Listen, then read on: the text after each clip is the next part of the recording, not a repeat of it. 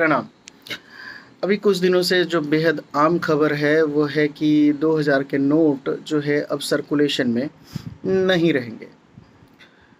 मैं थोड़ा हतप्रद था कि हमारे देश के मुखिया नरेंद्र दामोदर दास मोदी खुद संबोधन करने टीवी पर क्यों नहीं आए।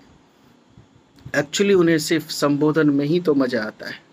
कभी प्रेस कॉन्फ्रेंस तो किया नहीं, कभी लाइव पत्रकारों को जवाब तो दिया नहीं।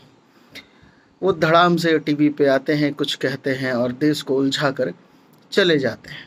पर क्यों इस बार देश का इतना बड़ा फैसला, एक और नोटबंदी पर देश से कोई अपील नहीं? आम नागरिकों से इस बार उन्होंने कोई अपील क्यों नहीं की? वो टीवी पर आकर अपने उन शब्दों में क्यों नहीं कहा कि 2000 के नोट अब आज से बंद हो रहे हैं? इन स्वरों में उन्होंने आकर हमसे बातचीत क्यों नहीं की? जी हाँ, इसका जो है उद्घोषणा या नोटिफिकेशन आरबीआई ने जारी की, वो भी विदाउट किसी नोटिफिकेशन के। पहले कोई नोटिफिकेशन नहीं दिया। क्या हुआ पुरानी नोटबंदी का, जब 1000 के नोट के बदले एक बड़ा नोट लाकर तैयार किया गया और फिर कुछ दिनों के बाद ही अगर गौर करें तो 2000 के नोट चलन में थे ही नहीं, बिल्कुल थे नहीं। और आपके पास या जो मार्केट में सर्कुलेशन होती है वो बहुत ही कम थी। तो फिर क्या ऐसा, तब भी आम जनता ने, विपक्षी पार्टियों ने उनसे प्रश्न पूछा, तब भी उन्होंने, इनके पास कोई जवाब नहीं था। उन्होंने, याद करें अगर आप, नवंबर 2016 की वो रात और उसके बाद वो कई रातें जहाँ उन्होंने 50 दिन मांगे थे, उनके आंखों में आंसू भी आए थे, पर उसका क्लैरिफिकेशन वो आज तक नहीं दिया। उन्होंने कहा था कि अगर मैं गलत हूं तो मुझे चौराहे पर खड़ा होकर मार देना, आपकी हर सजा मंजूर होगी। तो पहले अपनी गलती आप मानने को तैयार हैं क्या? अगर ये आपकी गलती नहीं थी तो 2000 का नोट क्यों बंद किया गया? क्यों आपकी गोदी मीडिया ने उस समय 2000 के नोट को हमें एक्सेप्ट करने के लिए हमें मुख्य मुद्दे से भटका दिया गया? हमें मुख्य मुद्दे से इस प्रकार नोटबंदी से भटका दिया गया कि उन्होंने हम तक ये जानकारी पहुंचाई कि 2000 के नोट में चिप लगा है और इससे कोई भ्रष्टाचार नहीं होगा। आम जनता ने इसे सहज स्वीकार कर लिया, wow it's a great thing. But कहाँ है 2000 का वो नोट जिसमें चिप लगा था? और कहाँ है वो आज की गोदी मीडिया? क्यों नहीं बता रही है वो इन बातों को? और न ही सरकार का कोई नोटिफिकेशन और न ही खुद प्रधानमंत्री जी का संबोधन। मैं पहले आता इस पे परिचर्चा करने पर, मैं इंतजार कर रहा था शायद नरेंद्र मोदी जी विदेश भ्रमण से आएंगे और उसके बाद कोई संबोधन करेंगे जैसा कि वो हमेशा करते आए हैं, पर वो तो कहीं और भी व्यस्त हैं। देखिए, हम मुख्य मुद्दा ये है कि मैं हमेशा से कहता आया हूँ कि हमारे देश में जो है ना, जब भी कोई ऐसा मुद्दा आता है तो हमें मुख्य धारा से भटका दिया जाता है।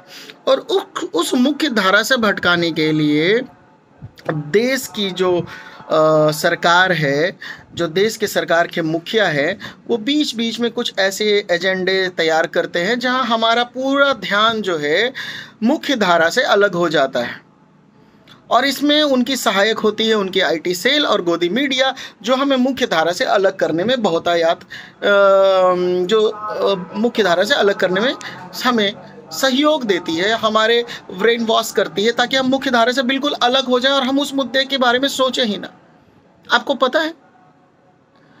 पता है कि अभी इस खबर को किसी ने नहीं दिखाया कि चाइना ने, चीन ने, जबकि चीन हमारे पास मिलने के लिए हमसे आ रहा है, हमारे देश आ रहा है, हमारा देश उसका स्वागत भी करेगा, लेकिन उसके पहले उन्होंने जो कहा है इसको किसी चैनल ने नहीं दिखाया। उन्होंने कहा कि मैं जम्मू कश्मीर में होने वाले सम्मेलन में भाग नहीं लूंगा क्योंकि ये विवादास्पद हिस्सा है जी।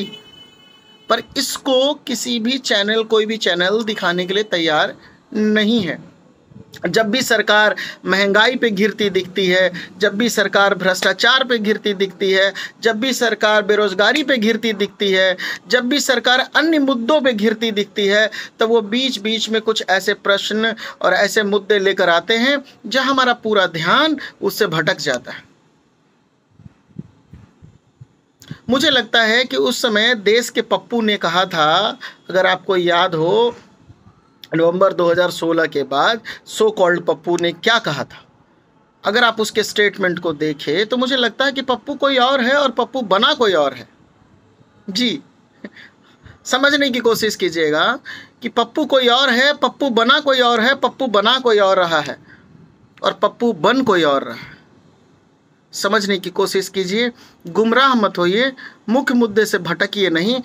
अपनी आप सभी मुख्यतः पढ़े लिखे लोग हैं, युवा, आपसे खासकर अपील है कि आप यथार्थ को समझने की कोशिश कीजिए, मुद्दे की गहराई को समझने की कोशिश कीजिए, सच की तलाश कीजिए और सच के साथ जाइए, न्यूट्रल वे में काम कीजिए। देश को राजनीति के हिसाब से या पार्टी के हिसाब से मत बांटिए। अगर आप बीजेपी के फॉलोअर्स हैं तो आप उसकी गलत को भी सही मत समझिए, या आप कांग्रेस के फॉलोअर हैं तो गलत को भी सही नहीं समझिए। आप पार्टी के आधार पे और धर्म के आधार पे और जाति के आधार पर देश को मत बांटिए, आप सच के आधार पर देश को बांटिए और व्यक्तिगत तौरों पर लोगों का चयन कीजिए। मैं हर चुनाव में कहता हूँ, हर बार कहता हूँ कि पार्टी विशेष को वोट देने की आवश्यकता नहीं है, व्यक्ति विशेष को वोट दीजिए, क्योंकि वो व्यक्ति विशेष ही आपके गाँव का, आपके जो टेरिटरी है उसका विकास करेगा, ना कि मोदी जी आपके पंचायत में विकास करने आएंगे, ना आपके जिले में कोई मोदी जी विकास करने आएंगे। मोदी जी एक जरिया है, आपके पंचायत में और आपके टेरिटरी में विकास आपका लोकल जो नेता होगा वही करेगा, वही सांसद, वही विधायक करेगा। वो काबिल होना चाहिए, काबिल आदमी को ढूंढिए और मुद्दे से भटके नहीं। और मैं देश की जनता से और देश की खासकर मीडिया से अपील करना चाहता हूँ, ऐसे बेतुके मतलब बयानबाजी ना करें और ऐसे बेतुके कुतर्क के साथ जनता को भ्रमित ना करें कि 2000 के नोट में चिप लगा था। आपको याद होगा कि कैसे देश को भ्रमित करने के लिए कभी बाबा रामदेव का सहारा लिया गया, कभी किसी का सहारा लिया गया। कहाँ है आज बाबा रामदेव जिन्होंने कहा था कि स्विस बैंक में इतने पैसे जमा हैं? आज सरकार कहती है कि स्विस बैंक का डाटा ही नहीं है। काला धन का एक आ जाएगा, 2000 के नोट बंद करने से ये हो जाएगा और 1000 का। उस नोटबंदी का क्या अर्थ है, क्या अभिप्राय हुआ? फिर जब 1000 के नोट में भ्रष्टाचार हो सकता है तो 2000 के नोट में तो और अधिक होना चाहिए था। और फाइनली अगर ये बंद हुआ है तो ये देश का एक फेल्यूर है, सरकार का एक फेल्यूर है, जिस पे कोई परिचर्चा नहीं हो रही है, गोदी मीडिया कोई बातें नहीं कर रही है। क्यों